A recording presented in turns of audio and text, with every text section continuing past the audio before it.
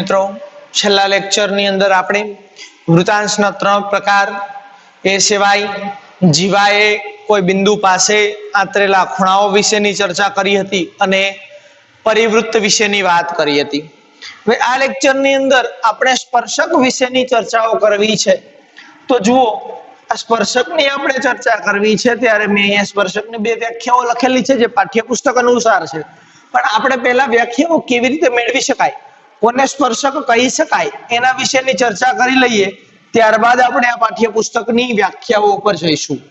તો પહેલા સ્પર્શક નક્કી કરવા માટે કોઈ તમે સમતલની અંદર જ્યારે વર્તુળ દોરો છો તો એ વર્તુળની સાથે જો કોઈ રેખા દોરવામાં આવે તો એ રેખા અને વર્તુળ બંનેની અલગ અલગ ત્રણ પરિસ્થિતિઓ મેળવી શકાય। એ ત્રણ પરિસ્થિતિઓ વિશેની સૌથી પહેલા હું આકૃતિ દોરવા માટે પ્રયત્ન કરું છું। તો હું ત્રણ પરિસ્થિતિઓ દોરવા માટે સૌથી પહેલા ત્રણ વર્તુળો દોરીશ। આ વર્તુળ નંબર 1, ત્યાર પછી આ વર્તુળ નંબર 2 અને ત્યાર પછી આ વર્તુળ નંબર 3। મેં અહીંયા ત્રણ વર્તુળો દોરેલા છે।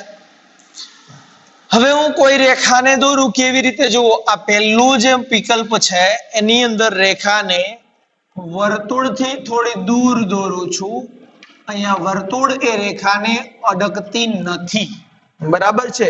ત્યાર પછી હું એક રેખાને વર્તુળની સેજ નજીક દોરું છું કે જે વર્તુળને એક બિંદુમાં અડકે છે, એટલે કે એક બિંદુમાં છેદે છે, આ બિંદુ P ની અંદર।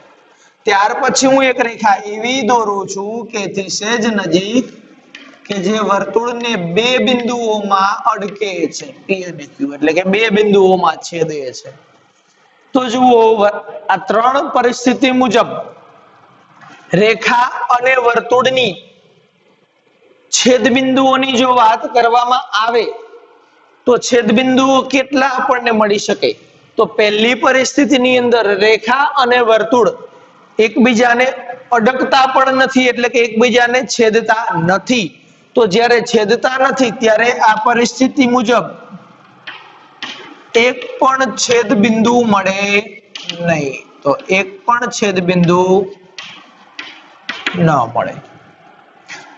બીજી પરિસ્થિતિમાં રેખા જે છે એ વર્તુળને એક બિંદુ પાસે અડકી અને નીકળે છે, એટલે કે એક બિંદુ પાસે છેદી અને નીકળે છે।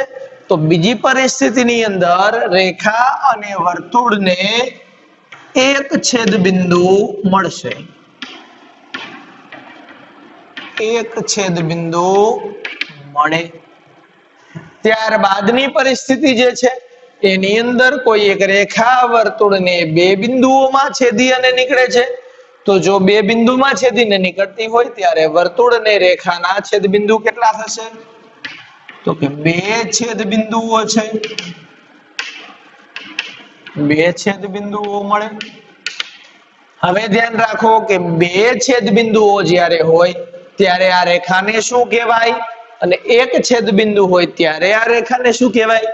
તો જો રેખાને બે છેદ બિંદુ મળે એવી રેખાને વર્તુળની છેદિકા કહેવાય, અને જે રેખા વર્તુળને એક જ બિંદુમાં છેદે છે એવી રેખાને વર્તુળનો સ્પર્શક કહેવાય। તો જુઓ, આપણે પેલા છેદિકાની વ્યાખ્યા આપીએ। શું આપી શકીએ? જો કોઈ રેખા વર્તુળને બે બિંદુઓમાં છેદતી હોય તો તે રેખાને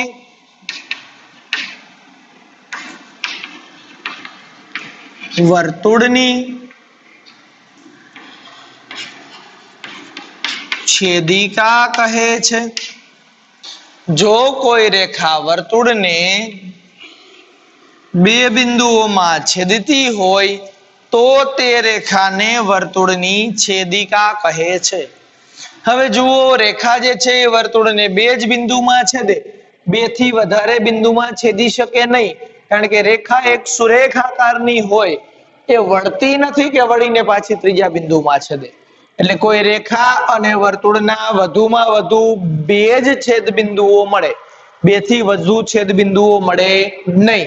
એટલે અહીંયા આ રેખા જે છે એ વર્તુળને બે બિંદુઓમાં છેદે છે, એટલે બે બિંદુઓમાં છેદતી હોય તેવી રેખાને વર્તુળની છેદિકા કહેવાય. આ જ રીતે આપણે સ્પર્શકની વ્યાખ્યા આપવી હોય તો શું આપી શકાય? અહીંયા બે છેદબિંદુઓ હતા, અહીંયા એક છેદબિંદુ છે, તો જો કોઈ રેખા વર્તુળને એક અને માત્ર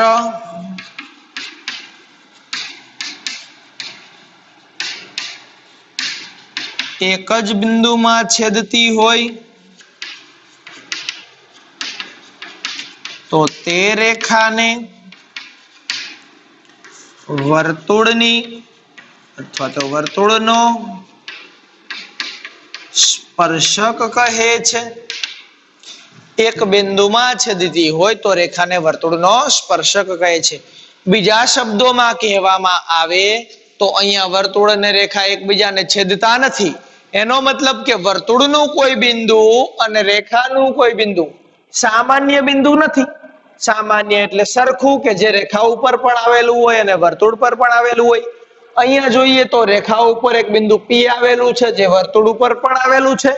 તો આ રેખા અને વર્તુળ પરનું સામાન્ય બિંદુ P કહી શકાય, કે જ્યારે સ્પર્શક હોય ત્યારે સામાન્ય બિંદુ P એક જ હોય અને છેદિકા હોય ત્યારે આ સામાન્ય બિંદુ બે હોય, P અને Q. કારણ કે વર્તુળે રેખાને બે બિંદુમાં છેદે છે, તો અહીંયા રેખા અને વર્તુળના છેદ બિંદુઓ બે છે, એનો મતલબ સામાન્ય બિંદુઓ બે છે. તો આ સામાન્ય બિંદુ ઉપરથી આપણે પહેલી વ્યાખ્યા આપવી છે, તો જો શું આપી શકાય કે જો કોઈ રેખા અને વર્તુળમાં ફક્ત એક જ બિંદુ સામાન્ય હોય તો તે રેખાને વર્તુળનો સ્પર્શક કહે છે. જો કોઈ રેખા અને વર્તુળમાં ફક્ત એક જ બિંદુ સામાન્ય હોય તો તે રેખાને વર્તુળનો સ્પર્શક કહે છે. બરાબર છે. અહીંયા ફક્ત એક જ બિંદુ સામાન્ય હતું એટલે આ રેખાને આપણે વર્તુળનો સ્પર્શક કહીએ છીએ. પછી આ જે બિંદુમાં સ્પર્શક રેખાને સ્પર્શે છે, અડકે છે, એ બિંદુને આપણે સ્પર્શ બિંદુ કહીશું. શું કહીશું? સ્પર્શ બિંદુ. કોને કહેવાય સ્પર્શ બિંદુ? તો જે બિંદુની અંદર રેખા વર્તુળને સ્પર્શે છે એટલે કે અડકે છે તે બિંદુને વર્તુળનું સ્પર્શ બિંદુ કહે છે. ચલો આટલું થયું. ત્યારબાદ આપણે આગળ વધીએ. હજી વર્તુળના સ્પર્શક માટેની બીજી થોડાક ખ્યાલો જે છે અને આપણે મેળવવા છે. તો જુઓ, આના સિવાયની એક પરિસ્થિતિ આપણે એવી લઈએ કે જેની અંદર એક જ વર્તુળ દર્શાવીએ અને એક જ વર્તુળની અંદર એક બિંદુમાંથી પસાર થતી હોય તેવી અલગ અલગ રેખાઓ દોરીએ. તો જુઓ, અહીંયા હું એક વર્તુળ લઉં છું. આ વર્તુળનું એક બિંદુ P આ બિંદુ P જે છે એની અંદરથી મેં એક અહીંયા રેખા દોરેલી છે જે સ્પર્શક છે. આ બિંદુ P છે. હવે હું શું કરું છું કે સૌથી પહેલા આ P માંથી પસાર થતી હોય એવી મેં એક આ રેખા દોરેલી છે, આ Q બિંદુ. હવે હું આ Q બિંદુને ધીમે ધીમે આ P બિંદુની નજીક લાવવા પ્રયત્ન કરું છું. તો બીજું હું અહીંયા દોરી શકું આ Q ડેશ બિંદુ. ત્રીજું અહીંયા દોરી શકાય Q ડબલ ડેશ બિંદુ. પછી એથી નજીક આવે તો અહીંયા દોરી શકાય. આવી રીતે અલગ અલગ ઘણી બધી તમે રેખાઓ દોરી શકો જે વર્તુળની છેદિકા થશે. પણ આવી જ મારે આ એક બિંદુમાંથી પસાર થતી રેખાઓ દોરવી છે તો હું કેટલી રેખા દોરી શકીશ? આ એક જ બિંદુમાંથી પસાર થતી રેખાઓ. તો જો આવી રીતે દોરી શકો, ત્યારબાદ આવી રીતે દોરી શકો, ત્યારબાદ અહીંયા દોરી શકાય. આવી રીતે અલગ અલગ ઘણી બધી રેખાઓ દોરી શકાય, અસંખ્ય રેખાઓ. પણ આ એક જ બિંદુમાંથી પસાર થતી હોય બીજી રેખા તમે જે દોરો છો એ રેખાઓ જુઓ તમે, જો અહીંયાથી દોરવી હોય તો પણ તમે દોરી શકો. તો આ દરેક રેખા એક અને બાકીના બીજા પણ બિંદુમાં છેદે છે. એટલે રેખાઓ બે બિંદુમાં છેદે છે. જ્યારે તમને અહીંયા ફક્ત એક જ રેખા એવી મળે છે કે જે પી બિંદુ 1 માં જ છેદે છે. એટલે જેમ જેમ તમે આ ક્યુ બિંદુને નજીક લાવતા જાઓ ત્યારે એક સમય એવો આવશે કે આ ક્યુ બિંદુ અને પી બિંદુ બંને એક જ થઈ જશે. બંને સામાન્ય બિંદુઓ થઈ જશે. કેવા થઈ જશે? બંને સામાન્ય બિંદુઓ થઈ જશે. તો એવા સમયે આ જે રેખા જે છે એનો વિશિષ્ટ એક એવો કિસ્સો મળે છે કે જ્યારે રેખાના બંને બિંદુઓ સામાન્ય બિંદુ થાય તો એવા વિશિષ્ટ કિસ્સાને પણ એ છેદિકા વર્તુળનો સ્પર્શક છે એવું કહી શકાય. જુઓ આપણે અહીંયા કીધું છે કે જેમાં બે અંત્ય બિંદુઓ તેમની અનુરૂપ જીવામાં સંપાતી હોય છે તેવી છેદિકાનો વિશિષ્ટ કિસ્સો એ વર્તુળનો સ્પર્શક છે. અને બીજી વખત સમજવાનો પ્રયત્ન કરીએ. રેખાઓ વધારે થઈ ગઈ છે તો કદાચ મગજમાં ના બેસતું હોય તો ફરીથી જોઈએ કે જુઓ અહીંયા મેં એક રેખા દોરેલી છે કે જે ફક્ત એક જ બિંદુમાં છેદે છે. હવે આ જ બિંદુમાં છેદતી હોય એવી આ બીજી રેખા. હવે હું આ બિંદુને નજીક લાવતો જાઉં તો અહીંયા ત્રીજી રેખા મળશે. નજીક આવતા આવતા એક સમય એવો મળશે કે આ જે ક્યુ બિંદુ મળતું હતું એ ક્યુ બિંદુ અહીંયા થઈ જશે. પી અથવા ક્યુ બંને એક જ બિંદુ થઈ જશે. એવો વિશિષ્ટ કિસ્સો જે છે એ જીવાનો કે જે ફક્ત એક જ બિંદુમાં છેદતી હોય તો એવી જીવામાં સંપાતી હોય બંને બિંદુઓ ત્યારે એ છેદિકાનો જે વિશિષ્ટ કિસ્સો છે એ છેદિકા વર્તુળનો સ્પર્શક છે. અહીંયા તમને કીધું ને કે જેમાં બે અંત્ય બિંદુઓ તેમને અનુરૂપ જીવામાં સંપાતી હોય એનો મતલબ કે અહીંયા જો આવી રીતે તમે જીવા દોરો, આવી રીતે દોરો, આવી રીતે દોરો, દરેકની અંદર જીવાના બે બિંદુઓ મળે છે. પણ આપણે એવું ધારી લઈએ કે બિંદુ વત્ત એક જીવા છે કે જેની અંદર બે બિંદુ સંપાતી થયેલા છે. એવો જે વિશિષ્ટ કિસ્સો છે એ વિશિષ્ટ કિસ્સો દર્શાવે છે કે આ છેદિકાનો વિશિષ્ટ કિસ્સો એ સ્પર્શક છે. બરાબર છે. આ આપણે આટલી સ્પર્શક વિશેની વાત કરી. હજી આપણે થોડુંક આનાથી વધારે જોઈએ તો એક વર્તુળ છે એ વર્તુળની હું છેદિકા દર્શાવું છું. જુઓ થોડુંક હજી આગળ જવું છે, આપણે વધારે સમજવું છે આની અંદર. તો અહીંયા હું એક વર્તુળ દર્શાવું છું.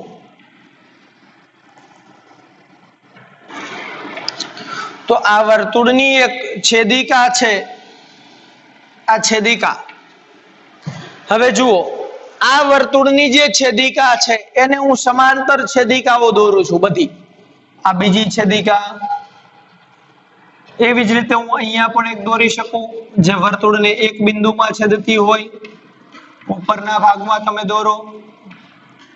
આવી તો અસંખ્ય સમાંતર છેદિકાઓ દોરી શકાય. પણ આપણે જે મુદ્દો સમજવો છે એ ખાસ ધ્યાન આપો કે વર્તુળની કોઈ એક સમાંતર છેદિકા ધારો કે આ રેખા L હોય તો આ છેદિકાને સમાંતર હોય એવું જેમ તમે દૂર જતા જાવ એમ છેલ્લે એક બિંદુ એવું મળશે, એક રેખા એવી મળશે કે જે વર્તુળને એક જ બિંદુમાં છેદતી હોય. અને ત્યારબાદ એવી રેખાઓ પણ મળશે કે જે વર્તુળને એક પણ બિંદુમાં ન છેદતી હોય. ઉપર અને નીચે બંને બાજુ જુઓ 1, 2 અને 3 રેખા એક પણ બિંદુમાં નથી છેદતી, જ્યારે આ એક અને આ બે રેખા આ બંને રેખાઓ એક એક બિંદુઓમાં છેદે છે અને અંદરના ભાગમાં છે એ બધી જ રેખાઓ બે બિંદુઓમાં છેદે છે. તો આના ઉપરથી આપણને એટલી ખબર પડે કે કોઈ એક સમાંતર રેખા તમને આપી દેવામાં આવે, કોઈ એક રેખા તમને આપી દેવામાં આવે અને એવો પ્રશ્ન પૂછવામાં આવે કે આ એક રેખા જે છે એને સમાંતર હોય તેવા બીજા કેટલા સ્પર્શકો મેળવી શકાય. તો એક રેખાને સમાંતર હોય તેવા વર્તુળના કુલ 2 સ્પર્શકો મેળવી શકાય. એટલે આ એક અને આ 2 સ્પર્શકો મળે આ રેખા L ને સમાંતર હોય તેવા. બરાબર છે. તો આપણે હવે થોડીક નોંધ લખતા જઈએ, યાદ રાખજો ખાસ. શું આપણે અહીંયા મેળવું? પહેલા તો કે વર્તુળની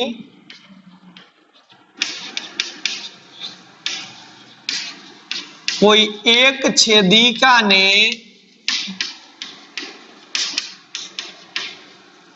સમાંતર હોય તેવા તે જ વર્તુળના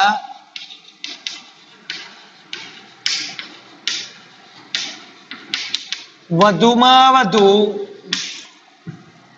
બે સ્પર્શકો મળે.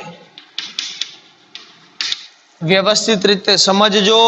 હવે આ આખી આકૃતિ આપણે ધ્યાનમાં લેવી નથી, ફક્ત એક જ સમાંતર રેખાને ધ્યાનમાં લઈ અને આકૃતિ આપણે દોરીએ, જેથી તમને વ્યવસ્થિત રીતે સમજમાં આવે. હું અહીંયા એક આકૃતિ ફરીથી દોરું છું, જેની અંદર આ વર્તુળની એક છેદિકા દર્શાવેલી છે. આ છેદિકાને સમાંતર સ્પર્શક દોરવો છે, તો સ્પર્શક એટલે આપણને ખબર પડી ગઈ કે એક બિંદુમાં છેદતું હોય એને સ્પર્શક કહેવાય.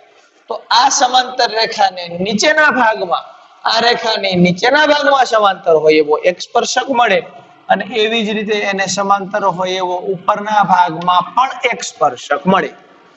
આ રેખા પછી જો આવી રીતે હોય તો એ પ્રમાણે અહીંયા એક સ્પર્શક મળે અને એક સ્પર્શક અહીંયા મળે. ટૂંકમાં વર્તુળની કોઈ એક છેદિકાને સમાંતર હોય તેવા વધુમાં વધુ બે જ સ્પર્શકો મળી શકે. ત્યાર પછી બીજો એક મુદ્દો જોઈએ કે આજે તમે વર્તુળ દોરો છો, આ વર્તુળને કેટલા સ્પર્શકો દોરી શકાય? તો સિમ્પલ ભાષામાં સમજો કે વર્તુળની ઉપર કેટલા બિંદુઓ આવેલા છે? તો કે વર્તુળે અસંખ્ય બિંદુઓનું બનેલું છે. તો આપણે એવું કીધું કે એક છે વર્તુળને રેખા જો એક બિંદુમાં છેદે તો છેદિકા થાય, તો અહીંયા તો અસંખ્ય બિંદુઓ છે. એનો મતલબ દરેક બિંદુ પાસે અલગ અલગ છેદિકા દોરી શકાય. તો અસંખ્ય બિંદુઓ પાસે કેટલી છેદિકા થાય? અસંખ્ય થાય. જુઓ, એક છેદિકા હું અહીંયા દોરી શકું, બીજી છેદિકા અહીંયા દોરી શકાય, એવી રીતે ત્રીજી છેદિકા અહીંયા મળે, અહીંયા ચોથી છેદિકા મળે, અહીંયા પાંચમી છેદિકા મળે, અહીંયા છઠ્ઠી છેદિકા મળે. તો એનો મતલબ એવો થયો કે વર્તુળ ઉપર જેટલા બિંદુઓ આવેલા હોય એટલા સ્પર્શકો દોરી શકાય.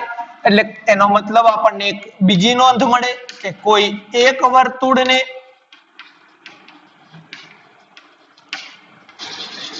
અસંખ્ય છેદિકાઓ, અસંખ્ય સ્પર્શકો દોરી શકાય. કોઈ એક જ વર્તુળને અસંખ્ય સ્પર્શકો દોરી શકાય. ચલો, આટલું મળી જાય.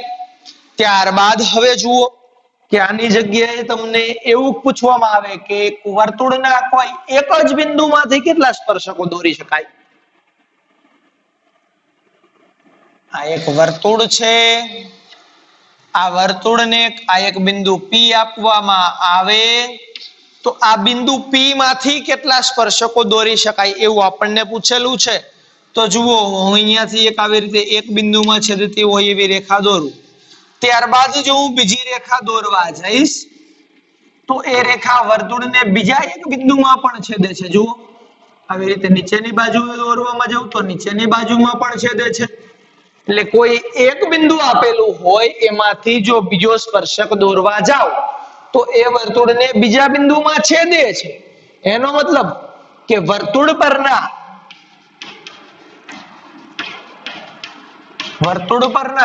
કોઈ એક જ બિંદુમાંથી ફક્ત એક જ સ્પર્શક દોરી શકાય. વર્તુળ પરના કોઈ એક જ બિંદુમાંથી ફક્ત એક જ સ્પર્શક દોરી શકાય. એને એ બિંદુમાંથી તમારે બીજો સ્પર્શક દોરવો હોય તો શક્ય નથી. એ જ બિંદુમાંથી આપણો બીજો સ્પર્શક દોરી શકીએ નહીં. બરાબર છે? આ બીજો મુદ્દો આપણે જોયો. એટલે કે આ જે ત્રણ મુદ્દાઓ છે સ્પર્શક વિશેના, ખાસ યાદ રાખજો કે વર્તુળની કોઈ એક છેદિકાને સમાંતર હોય તેવા તે જ વર્તુળના વધુમાં વધુ બે સ્પર્શકો મળે. કોઈ એક વર્તુળને અસંખ્ય સ્પર્શકો દોરી શકાય. વર્તુળ એક જ હોય તો અસંખ્ય સ્પર્શકો દોરી શકાય. જ્યાં તમને બિંદુનો ઉલ્લેખ કરેલો નથી કે તમારે કયા બિંદુમાંથી સ્પર્શકો દોરવા છે, એવો તમને ઉલ્લેખ કરેલો નથી અને ઉલ્લેખ કરેલો ન હોય તો અસંખ્ય જવાબ. કોઈ એક વર્તુળને અસંખ્ય સ્પર્શકો દોરી શકાય.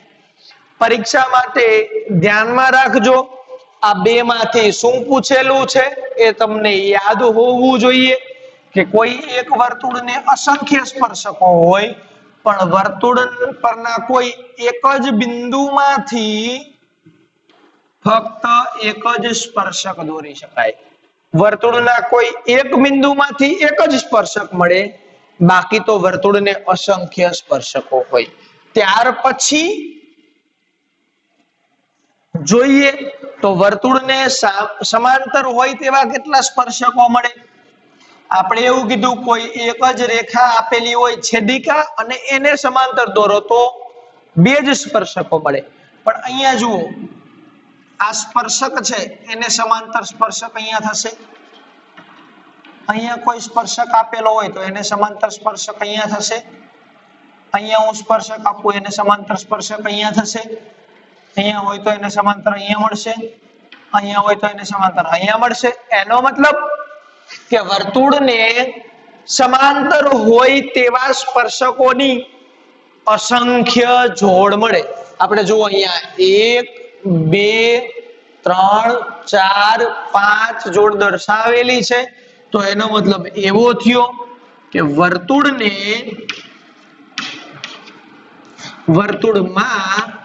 એકબીજાને સમાંતર હોય તેવા સ્પર્શકોની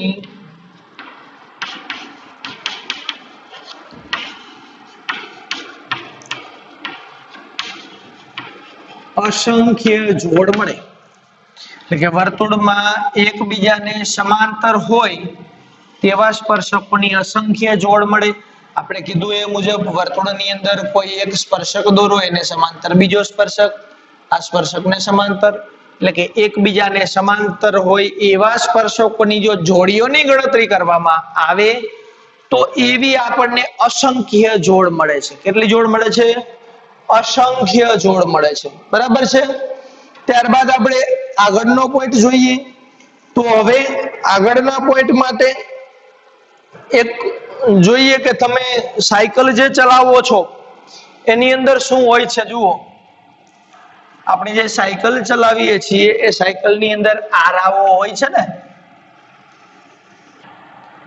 આ જે સાયકલ છે, સાયકલનું પૈડું છે, આ સાયકલના પૈડાની અંદર આ કેન્દ્ર ગણી અને આવા અસંખ્ય ટૂંકમાં ગણી શકાય તેવા હોય છે, પણ આપણે વધારે હોય છે એટલે ગણતા નથી. આ આરાઓની સંખ્યા જે છે એ આપણી રીતે આરાઓ હોય છે. હવે અહીંયા આ જમીન છે. જો આ સાયકલનું પૈડું જમીનને અડકી અને ભ્રમણ કરતું હોય તો આ પૈડું ધીમે ધીમે જ્યારે આમ ગોળ ફરે છે ત્યારે આ એક આરો છે, ફરતો ફરતો બીજો ત્રીજો ચોથો બધાય આરા વારા ફરતી અહીંયા જમીનને અડકે છે. આવી રીતે આમ ફરતું જાય તો વારા ફરતી બધા જ આરાઓ જમીનને અડકતા જશે. પણ અમુક સમયે જે આરો છે એ જમીનની સાથે એકદમ લંબ સ્વરૂપે જોવા મળશે. કેવા સ્વરૂપે જોવા મળશે? લંબ સ્વરૂપે જોવા મળશે.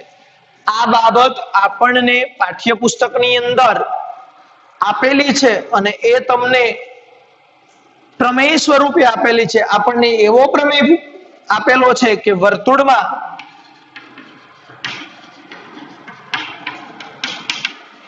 કોઈ બિંદુ પાસે દોરેલો સ્પર્શક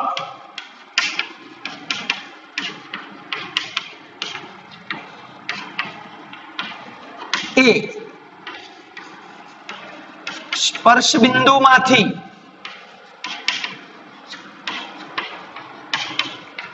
પસાર થતી ત્રિજ્યાને લંબ હોય છે. વર્તુળમાં કોઈ બિંદુ પાસે દોરેલો સ્પર્શક એ સ્પર્શ બિંદુમાંથી પસાર થતી ત્રિજ્યાને લંબ હોય છે. આ પ્રમેય આપણે સાબિત કરવાનો છે, પણ અત્યારે આપણે સાબિત નથી કરતા. આવતા લેક્ચરની અંદર આપણે સાબિત કરીશું. પણ આના માટેનો એક જે ખ્યાલ છે એ આપણે વ્યવસ્થિત રીતે પહેલા સમજી લઈએ કે જુઓ, અહીંયા હું એક રેખા દોરું છું, ખાસ સમજજો.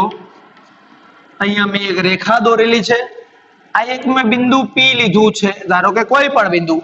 આ બિંદુમાંથી હું આ રેખા પર અલગ અલગ રેખાનું અંતર માપું છું.